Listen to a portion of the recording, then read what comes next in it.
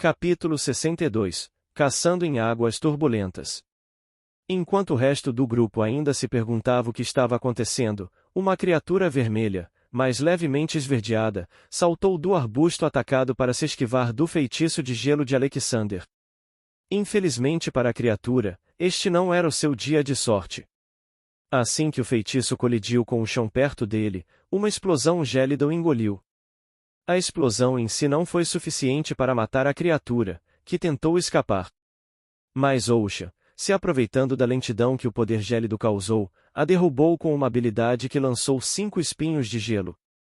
Os espinhos de Osha foram menores e não explodiram como a estalactite que Alexander materializou ao modificar o feitiço canhão d'água com o seu aprimoramento, coração da água congelada, mas eram mais afiadas e emanavam um poder gelado, bem como se pareciam muito com turmalinas paraíba. Alexander ficou surpreso ao olhar para a criatura que foi morta por apenas uma habilidade de Osha e pensou, e a cor do gelo dela é diferente. Será que o poder de gelo também se tornou de gelo verdadeiro? Não é impossível, pois a letalidade dessa habilidade corresponde pelo menos ao pico de um feitiço Tier 1, analisou Alexander. Essa habilidade também não parece ser um dos feitiços que passei para ela. Ao se aproximar da criatura para olhar com mais cuidado, Alexander percebeu que era um High Goblin e pensou, e ele não teve chance. O atributo, defesa, dele devia ser baixo, e Osha atingiu em cheio em ao menos 4 pontos vitais. Afastando-se do corpo, Alexander viu que sua equipe aguardava uma explicação para entender o que estava acontecendo e disse, ele era um batedor. Ao perceber que seu grupo precisaria de mais informações, Alexander suspirou desanimado. Ele estava nos seguindo. Vendo que eles ainda não haviam feito as conexões, Alexander decidiu ser o mais claro possível, uma criatura que simplesmente passa por nós não é um problema muito sério. Mas aquelas que passam a nos seguir para colher informações e confirmar nossa posição para tentar nos emboscar devem ser eliminadas imediatamente.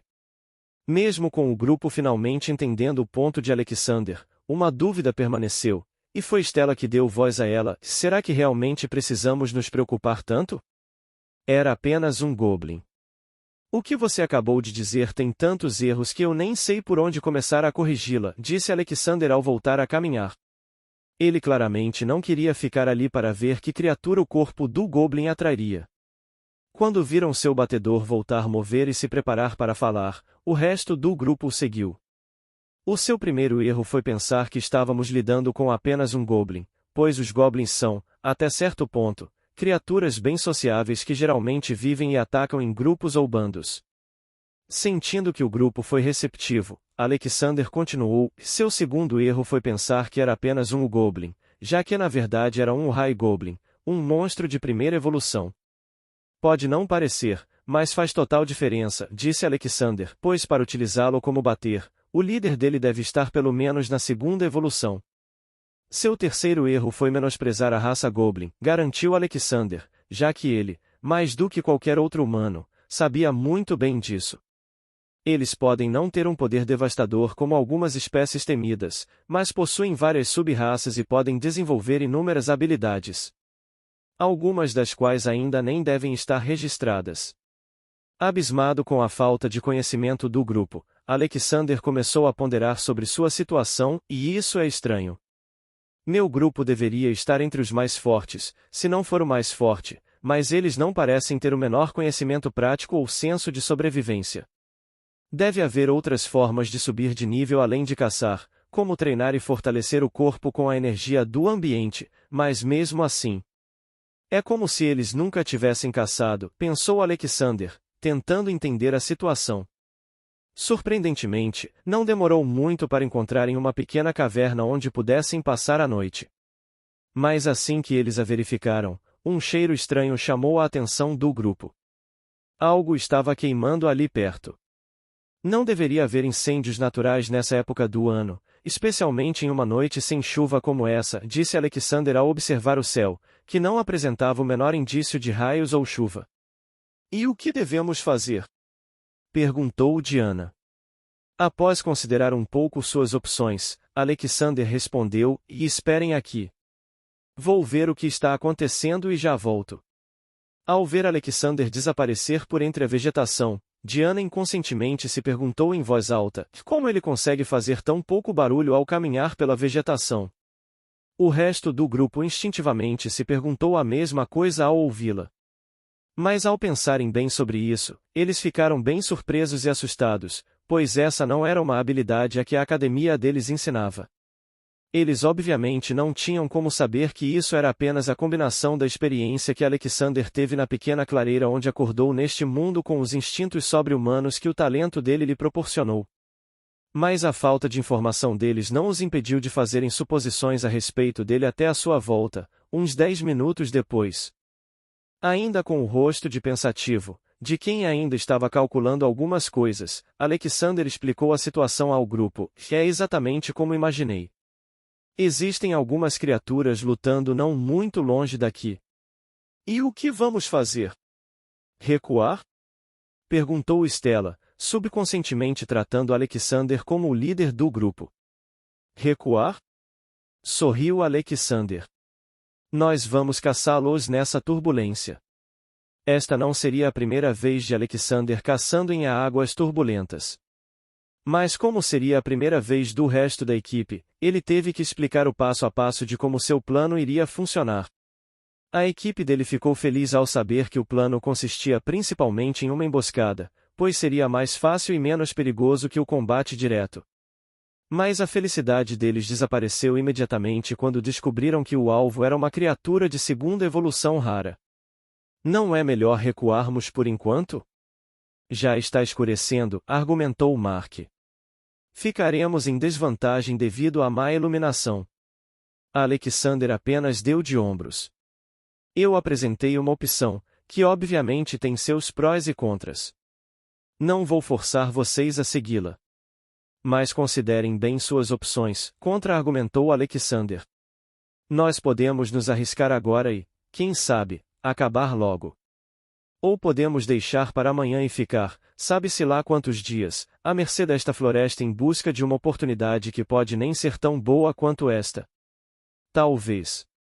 Talvez seja melhor acabar logo com isso, opinou Diana ao observar a vasta extensão de árvores que cercavam o grupo. Talvez, concordou Stella, também apreensiva em ter que ficar por ali mais tempo do que o necessário. E o monstro de segunda evolução que você falou? Indagou Mark, ele é forte? É um tipo raro, respondeu Alexander sem esconder a verdade. Ele está no estágio inicial da segunda evolução, mas deve ser capaz de enfrentar algumas criaturas que atingiram o estágio intermediário. Você é louco? Explodiu Stella. Está tentando nos matar? Alexander imaginou que essa seria a reação deles, especialmente considerando que o grupo ainda devia se lembrar bem da explicação dele sobre o terror de uma criatura de segunda evolução na natureza. Mas ele apenas sorriu calmamente. Fiquem calmos e confiem no plano, disse Alexander. Mas temos que ir agora para o plano funcionar. Apesar de todas suas dúvidas, o grupo decidiu confiar em Alexander. Eles então deixaram o cavalo acomodado na caverna e o seguiram pela vegetação fazendo o mínimo de barulho possível. Ao chegarem perto do conflito, eles rapidamente se esconderam, pois a última coisa que precisavam numa emboscada era se exporem antes do planejado. Acomodados à margem da situação, o grupo logo viu algo que só poderia ser descrito como cômico. Era como se uma das partes não estivesse tentando matar a outra, e a luta deles não passasse de um grande jogo de pega-pega. A parte que tentava pegar era formada por uma criatura humanoide azul de aproximadamente 1,75 metros de altura, que segurava uma lança grande e rústica, e sua montaria, presas de ferro. O presas de ferro, por sua vez, era uma criatura suína de primeira evolução que se assemelha muito a um javali, mas tinha 1,5 metros de altura e presas metálicas. A parte que tentava não ser pega era uma raposa azul que parecia ter 80 centímetros de altura e ser modesta à primeira vista. Mas com o passar do tempo, ela mostrou que sua agilidade e astúcia não deveriam ser subestimadas. Você disse que ele estava na segunda evolução, mas não disse que ele tinha uma familiar, disse Stella apontando para a criatura azul. Você está louco se acha que vamos nos envolver nisso. Cuidado com a sua voz, avisou Alexander. E claro que nós não vamos lutar contra ele, disse Alexander ao se virar para Diana, Mark e Stella com um sorriso agridoce. Vocês vão lutar contra ele. Vamos o quê? Quase gritou Stella. Mas Alexander foi mais rápido e cobriu a boca dela com sua mão. Pela última vez, cuidado com a sua voz, lembrou Alexander novamente. Stella rapidamente lançou a mão de Alexander para longe da sua boca e se afastou dele gesticulando como se fosse dizer algo, mas não disse nada. E só ela, ou nem mesmo ela, poderia dizer se foi por vergonha ou raiva. Ao ver a situação indo muito ao mar, Alexander tentou amenizá-la, que eu não pediria algo impossível para vocês. Confiem em mim, e no meu plano.